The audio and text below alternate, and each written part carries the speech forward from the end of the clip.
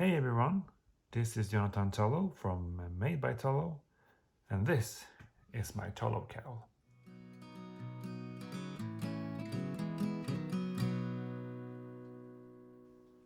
So the Tollow Cowl is my favorite cowl. It has the brioche, and you know I love brioche, which is simple, no decreases, no increases, really simple. It can be a really good starting project if you start brioche.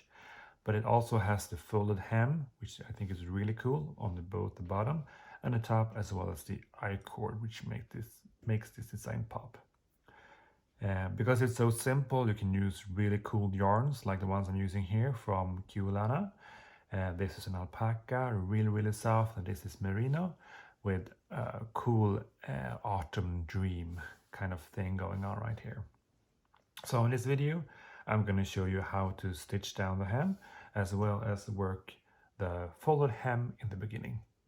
We're going to start with the folded hem.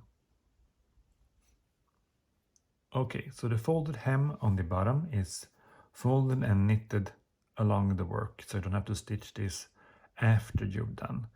So first you will work with the provisional cast on with a spare yarn, and I've added a link to my favorite cast on method and a good instruction.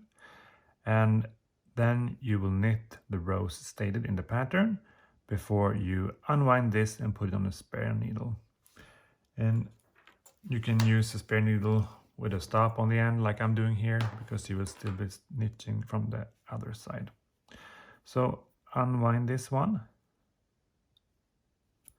and remember the first stitch is the one with the yarn in going through it. So this is the first one. So I'm going to just pick that up.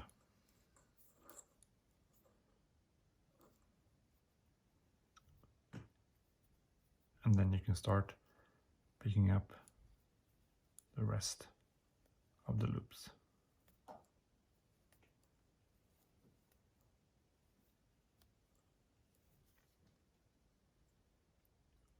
Okay, so once you're done picking up the stitches from your provisional cast on, it should look something like this. You have your live stitches on your needles. Make sure you haven't dropped any.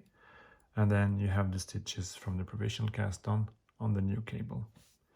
You want to keep working on your live stitches, so turn your work and then put the provisional cast on stitches on the inside so that the folded brim is folded inwards. The first stitch here is a bit, this is trickiest because you have the shenanigans of 3 needles as well as the stopper or the 4th needle going on here. So what you want to do is knit 2 stitches together to form 1 stitch. 1 stitch from the front needle, your live stitches, and 1 stitch from the back side. And it's pretty easy, so just knit together 1 stitch from each needle together, and keep doing that until you are done with the row. And when you're done, it should look something like this. So you have a small of a purl bump and a really nice folded hem.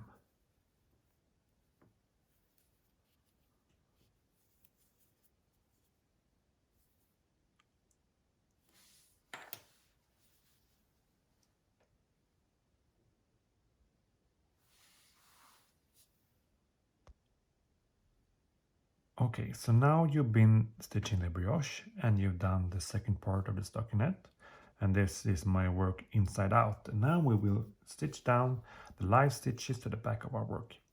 And I'm using the contrast color yarn here just to show you what it looks like, but you will of course use the tail of which you use for your last live stitch.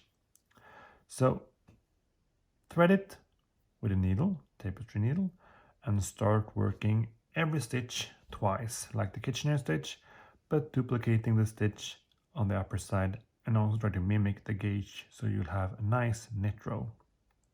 So go through your first stitch from the purl side, which means from the back. Keep it on the needle because we're not done with this stitch yet. Now we're going to work the back of the work, and we're going to use the horizontal ridges that you see next to the knit brioche knit rows. So there's 1, 2, 1, 2. You can see there's 2 between every stitch.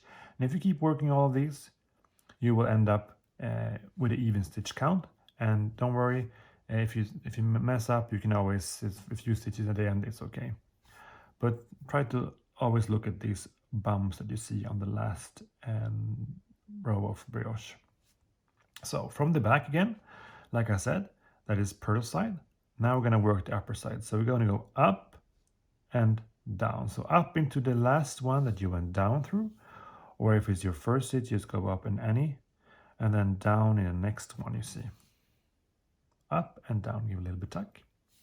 And then you're going to go from the front on this stitch, which means knitwise. So from the front, knit, and then off the needle, because now it's been worked twice, so we're done with it.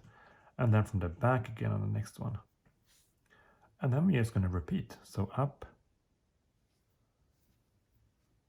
oops, and down, in, knitwise, off, and out. Give a little bit of tuck here and there. Up, and down, in, off, and out. And as you can see, you get kind of a knit row going across the stitches, and the purl bumps here just corresponds to the purl bumps that you have from the beginning, so it will look really neat. And just keep doing that for the entire row, and then you're done.